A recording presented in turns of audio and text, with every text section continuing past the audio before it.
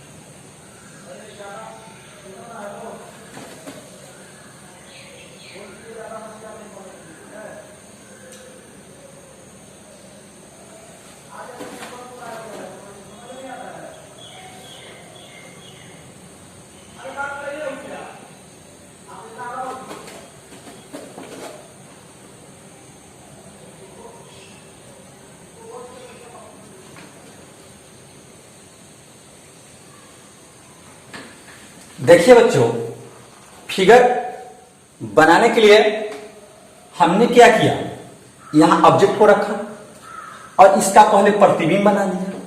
प्रतिबिंब बनाते समय इस रे को हम ऐसे खींच देंगे, इसको लेकर के यहां मिला देंगे, तब इसको मिलाएंगे, बाद में इसको खींचेंगे तो देखने में फिगर आपका अच्छा होगा। अब देखिए यहां एक आर्क होता है,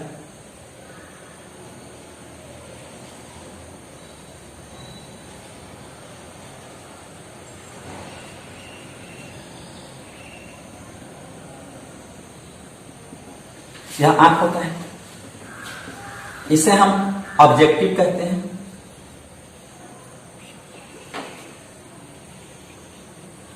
ऑब्जेक्टिव है, इसे आई पीस कहते हैं।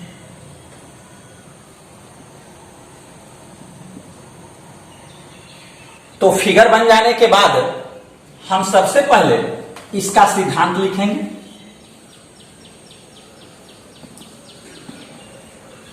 इसमें हम लिखेंगे कि किसी वस्तु को कम फोकस दूरी वाले लेंस के सामने फोकस दूरी और 2f के बीच रखते हैं तो प्रतिबिंब लेंस के दूसरी ओर 2f के बाद बनता है।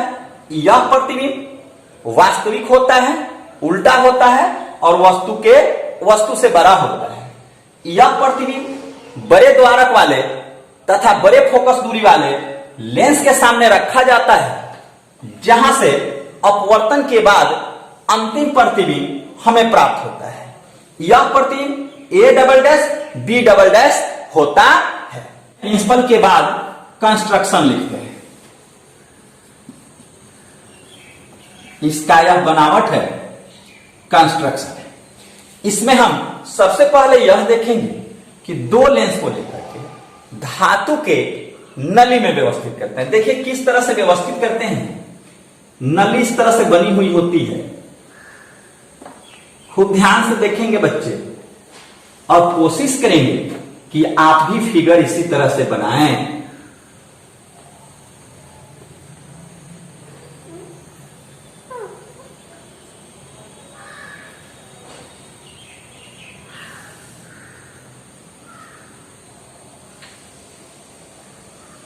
ऐसे नली होता है जिस नली में दोनों लेंस को हम व्यवस्थित रखते हैं और दोनों लेंसों के बीच की दूरी को हम घटा बढ़ा सकते हैं। जो लेंस वस्तु की ओर होता है उसे हम अधिदृश्य ऑब्जेक्टिव कहते हैं। जो लेंस नेत्र की तरफ होता है उसे हम आईपीस कहते हैं, नेत्रिका कहते हैं। अब यह इसके बाद हम क्या करते हैं, मैग्निफिकेशन निकालते हैं। मुख्य जो बात है कंपाउंड माइक्रोस्कोप के लिए मैग्निफिकेशन ही है कि इसका आवर्धन क्षमता क्या होता है। तो देखिए आवर्धन क्षमता निकालने के लिए हम आपको बताए हैं सिंपल माइक्रोस्कोप में, जो सिंपल माइक्रोस्कोप में जितने बात को हम बताए हैं सभी को आप याद रखते हैं तो इसका मैग्निफिकेशन पावर निकालना काफी आसान हो जाएगा। तो देखिए मैग्निफिकेशन पावर इसका कैसे हम निकालेंगे, यहां लिखते हैं एंगुलर मैग्निफिकेशन।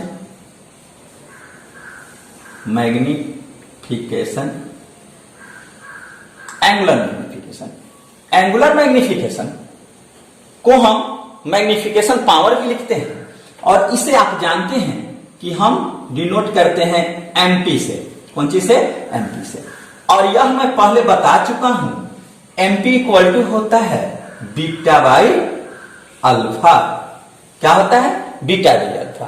बीटा और अल्फा छोटा होता है तो इसे हम टेंजेंट में बदल सकते हैं।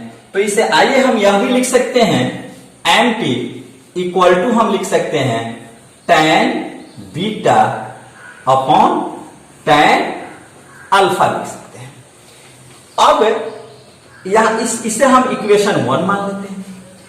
tan बीटा और tan अल्फा को निकालने के लिए हम फिगर में पहुंचते हैं। देखिए tan बीटा मतलब बीटा हम कहते हैं कि प्रतिबिंब के द्वारा जो नेत्र पर कोण बनाया जाता है वह क्या कहलाता है? बीटा होता है। तो यह देखिए यह प्रतिबिंब है, अंतिम यह क्या है? प्रतिबिंब है। तो इसके द्वारा जो यह एंगल बन रहा है इसे हम क्या कहेंगे? बीटा कहेंगे। क्या कहेंगे? बीटा कहेंगे। परंतु यह देखिए यह अल्फा कहां होगा? तो मैं आपको बताया हूं कि वस्तु बड़ा तब दिखाई देता है जब वह स्पष्ट दृष्टि के न्यूनतम दूरी पर होता है, अर्थात एल डी डी भी पर होता है। और प्रतिबिंब भी काफी बड़ा दिखाई देता है जब वह भी एल डी डी भी पर होता है। तो यह जो अंतिम प्रतिबिंब बन रहा है इस नेत्रिका के कहां बन रहा है, स्पष्ट दृष्टि के न्यूनतम दूरी पर बन रहा है। तो इसे यहां से हम ऐसे डिनोट कर सकते हैं, यहां से बना देते हैं ऐसे। यह जो होगा इसके लिए हम लिख सकते हैं यहां भी ई, क्या लिख सकते हैं, नेत्रिका है तो भी, लेकिन ये किसके बराबर होगा, डी के बराबर होगा। यहां से इसका डिस्टेंस किसके बराबर होगा, डी के बराबर होगा। अन्य भी पॉइंट को आप देख लीजिए, यह वस्तु है तो इस ऑब्जेक्टिव से यहां तक का डिस्टेंस आपका यू ओ होगा। यह आपका इस अभिदृश्यक का प्रतिबिंब है तो यहां से यहां तक का जो डिस्टेंस होगा आपका उसे हम लिखेंगे भी ओ, ऐसे लिखेंगे। यहां तक का डिस्टेंस है। फिर यह अभिदृश्यक, यह नेत्रिका के लिए यह क्या करता है, वस्तु का काम करता है। तो यहां से यहां तक का इसका डिस्टेंस होगा, यह लिखेंगे यू, ये लिखेंगे। यहां जो पॉइंट होगा आप जानते हैं, यह और यह पॉइंट, यह आपका होगा एफ ओ और यह भी होगा एफ ओ। क्या होगा, यह भी आपका क्या होगा, एफ ओ होगा। यह जो अभिदृश्यक द्वारा बना हुआ प्रतिबिंब है नेत्रिका के फोकस के अंदर है, इसलिए यहां हम लिखते हैं एफ ई। क्या लिखते हैं, ठीक उसी तरह यहां भी यह क्या होगा, एफ ई होगा। अब देखिए तो यह क्या किया, A double dash B double dash beta कोण बना दिया। यह कोण बीटा किसके द्वारा बना, A double dash B double dash, B double dash से। यहीं पर अगर हम वस्तु को रख देंगे तो मेरा काम हो जाएगा। तो यह वस्तु है ठीक इसके ऊपर, यहां पर ऐसे यह नीचे की तरफ है, इसके ऊपर हम वस्तु को रख देते हैं और वस्तु जितना बड़ा है उतना ही बड़ा मैं यहां रख देता हूं, ऐसे लेकर के रख देते हैं, ऐसे हो गया, यह वस्तु हो गया। और यहां से हम क्या करते हैं, एंगल बना देते हैं कहां, आई पर, ऐसे बन जाता है। यह जो एंगल आपका बन गया ऐसे बन जाएगा, ऐसे। तो यह जो बना इसी को हम क्या कहेंगे, अल्फा कहेंगे। यही आपका क्या होगा, अल्फा होगा। अब यह ए डबल डैश है तो इसको हम पी लिख लेते हैं। यह क्या है, ए डबल डैश है, ये ऐसे लिख देते हैं, स्पष्ट दिखाई देगा, ए डबल डैश है। तो यह क्या हुआ, इस बिंदु को हम पी लिख लेते हैं। अब क्या है, हमें अल्फा भी और बीटा भी प्राप्त हो जाएगा। कैसे हम करेंगे इसको, देखिए यहां tan बीटा है तो tan बीटा इस ट्रायंगल से हम निकाल सकते हैं। क्या कर सकते हैं, निकाल सकते हैं। तो देखिए हम कैसे यहां निकालते हैं, फ्रॉम लिखते हैं, फ्रॉम फिगर, फ्रॉम फिगर।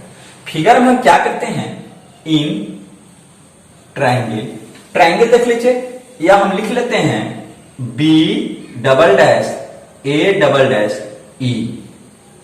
क्या लिखते हैं, triangle B double dash A double dash और ई, इसमें हम लिखते हैं। तो देखते हैं, तो इसे हम लिख सकते हैं tan बीटा। क्या लिख सकते हैं, tan बीटा। तो tan बीटा आप जानते हैं यह कोण है तो यह क्या होगा, परपेंडिकुलर होगा और ये क्या होगा, बेस होगा।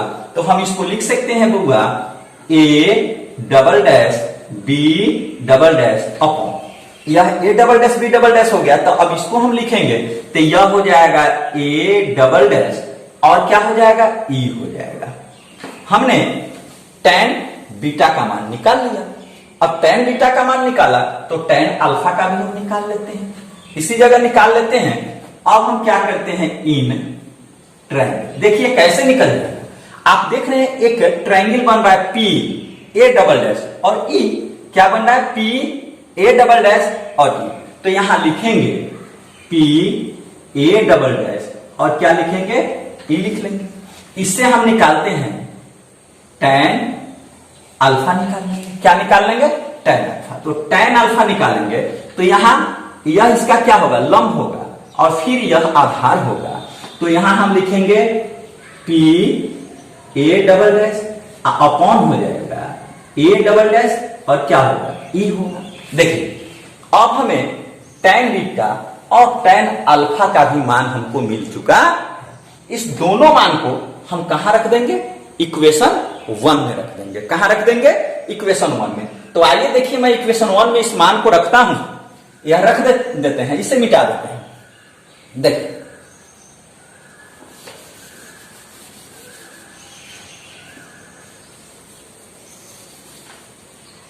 इक्वेशन 1 में रख देते हैं। तो इक्वेशन 1 में रखेंगे, यहां लिख देते हैं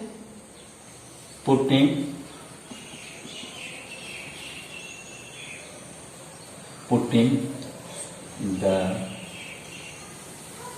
value of tan beta and tan alpha in equation 1। किस में रखेंगे, 1 में रखेंगे। तो हमें क्या मिलेगा, वी गेट। देखिए तो यहां रख देते हैं, यहां रखेंगे तो यह हो जाएगा एम पी और रखेंगे तो tan बीटा आपको क्या आया है, यह आया है ए डबल डैश और क्या है बी डबल डैश अपॉन है ए डबल डैश ई। क्या है, A double dash E.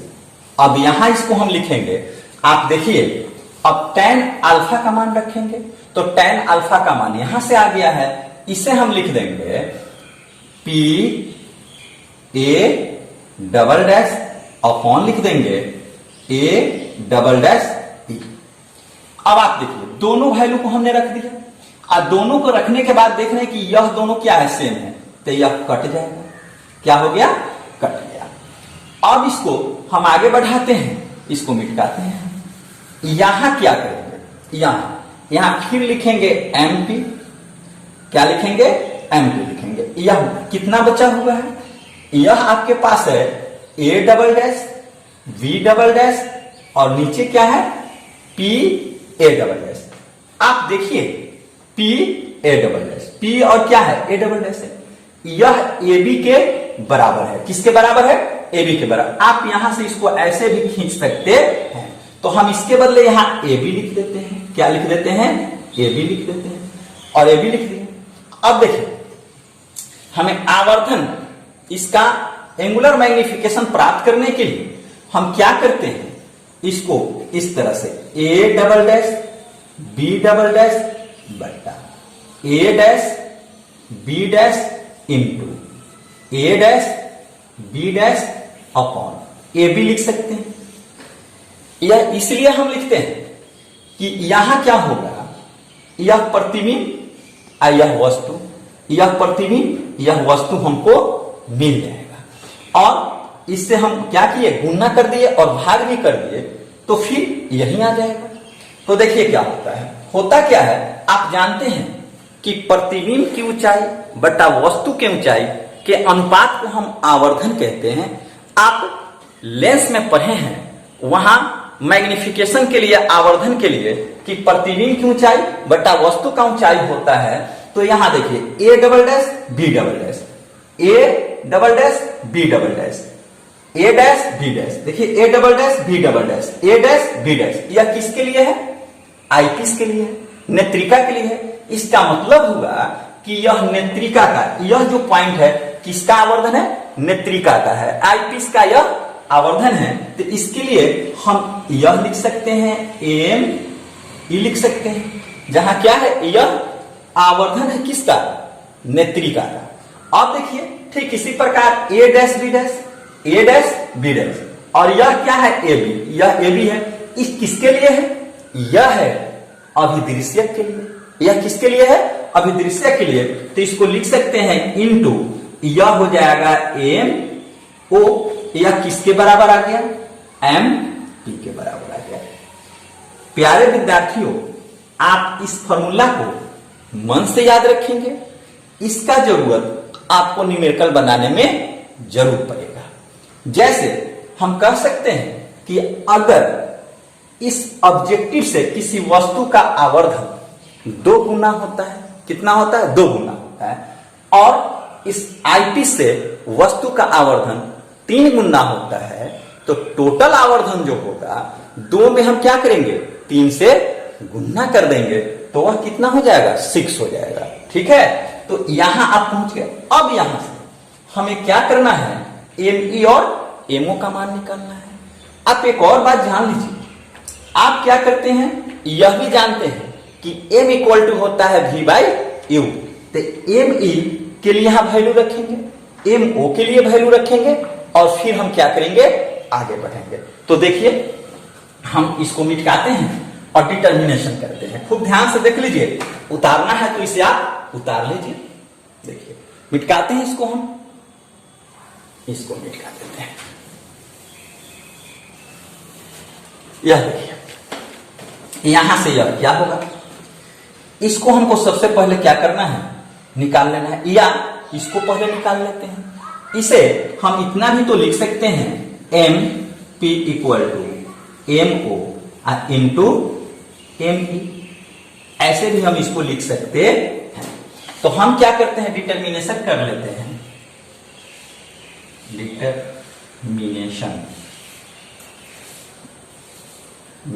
Of M, इसको पहले निकाल लेते हैं। तो आप जानते हैं यह होता है M इक्वल टू V/U होता है। क्या होता है, V/U। तो देखिए यहां यह, इसके लिए हम लिख लेते हैं MO, यहां क्या करते हैं, इसके लिए लिखते हैं VO, और इसके लिए लिखेंगे UO। UO कहां है, इधर, क्या है, इधर है, मतलब इंसिडेंट रे के अपोजिट है, तो यहां क्या लिख लेंगे, माइनस लिख लेंगे। हम क्या लिख लेंगे, माइनस लिख लेंगे, माइनस क्या होगा, UO हो जाएगा। MO हमने क्या किया, निकाल लिया, MO क्या किया, निकाल लिया। अब MO निकाल लिए हैं, तो इस वैल्यू को हम यहां रख भी सकते हैं, लेकिन देखिए फिर हम क्या करते हैं, इसका भी डिटर्मिनेशन करते हैं, डिटर्मिनेशन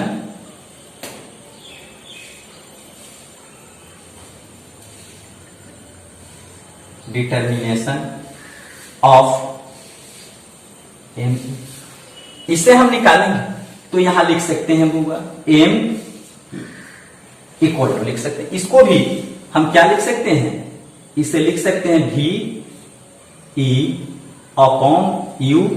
ये लिख सकते हैं। तो जरा आप देखिए, इसे ME जो है, ME तो इसको हम लिखेंगे, और VE, V यहां देखिए किसके बराबर है, D के बराबर है, तो यहां हम D लिख लेते हैं। क्या लिख लेते हैं, D लिख लेते हैं, और यह D अपॉन हो जाएगा U E के बराबर। अब इस वैल्यू को हम यहां रख देंगे, यहां रख देंगे तो हमको MP आएगा। क्या आएगा, MP आएगा। तो देखिए हम इसे आगे बढ़ाते हैं, इसे उतारना है, उतार लीजिए।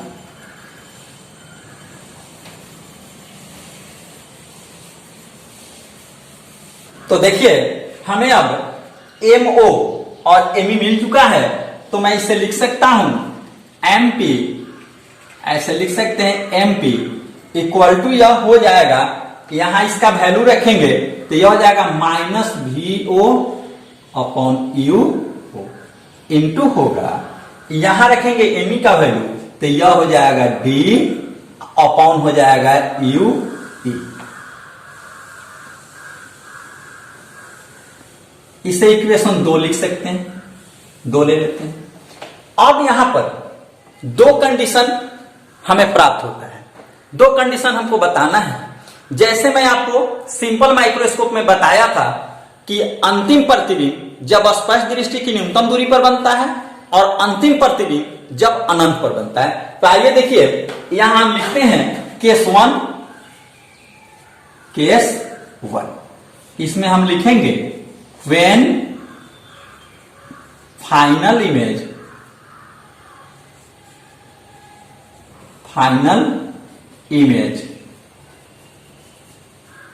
form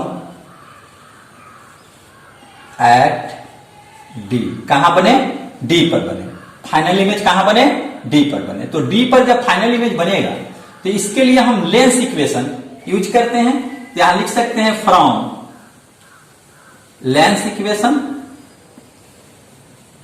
लेंस इक्वेशन सभी बच्चे जानते हैं, यह 1/f equal to 1/v minus 1/u होता है। लेकिन यहां हमें किसके लिए निकालना है, आई पीस के लिए, तो इसे हम लिखते हैं 1/f equal to 1/ve minus 1/u लिखते हैं, यहां ऐसे लिखते हैं। यहां अब देखिए इसे हम लिख सकते हैं 1/f इक्वल टू यह 1 ve किसके बराबर है, d के बराबर है, तो यहां हम d लिख लेते हैं, परंतु यह इधर है, मतलब इंसिडेंट रे के अपोजिट है, तो यहां हम लिख सकते हैं इसको माइनस डी। क्या लिखेंगे, माइनस डी, और यहां माइनस पहले से है, यह होगा माइनस यू, तो माइनस माइनस क्या हो जाएगा, प्लस, तो यह हो जाएगा प्लस यू ई। अब इसे हम क्या करते हैं, डी से दोनों तरफ गुना कर देते हैं, दोनों तरफ क्या करते हैं, गुना कर देते हैं, तो यह हो जाएगा d बट्टा एफ इक्वल टू, यहां d से मल्टीप्लाई करेंगे तो dt कट जाएगा, माइनस 1 बचेगा, यह प्लस हो जाएगा d/u।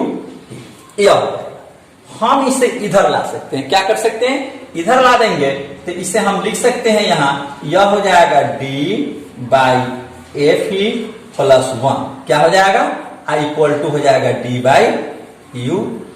देखिए यहां हमें d/u ई का वैल्यू निकल गया है, इसे हम क्या करेंगे, समीकरण 2 में रख देंगे। कहां रख देंगे, समीकरण 2 में रख देंगे, तो हमें इक्वेशन आ जाएगा मैग्निफिकेशन का। यहां से इसको हम मिटा देते हैं और यहां रख देते हैं इसके वैल्यू को, तो रखेंगे तो यहां लिख लेते हैं फ्रॉम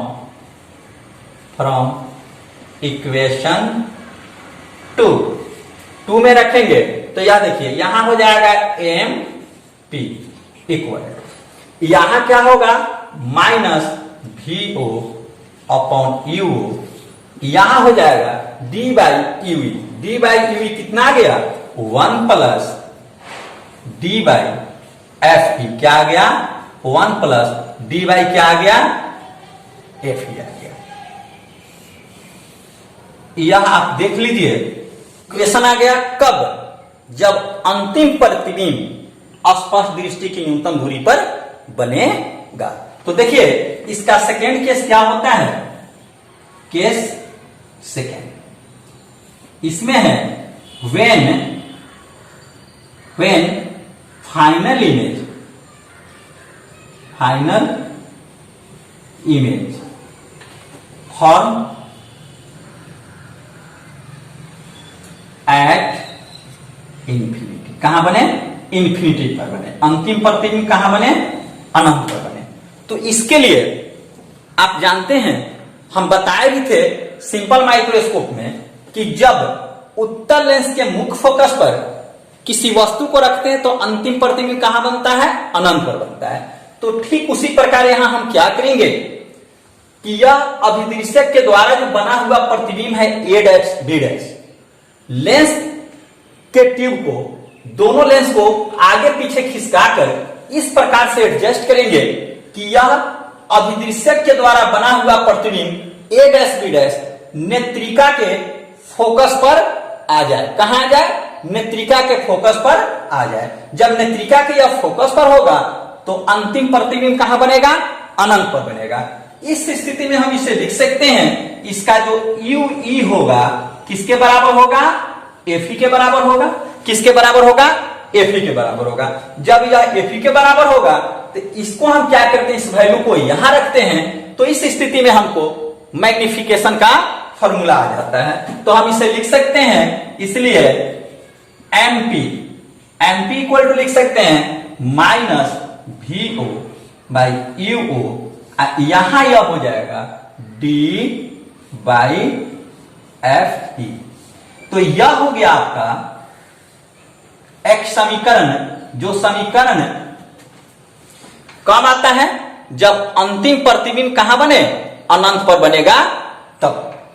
इन दोनों स्थितियों में लेंस की लंबाई भी निकाल सकते हैं, लेंथ ऑफ ट्यूब निकाल सकते हैं। तो देखिए यह क्या होता है, इसके नली की लंबाई, इस बिंदु से यह दोनों बिंदु के बीच की दूरी को हम नली की लंबाई कहते हैं और जिसे हम एल से डिनोट करते हैं। कौन चीज से?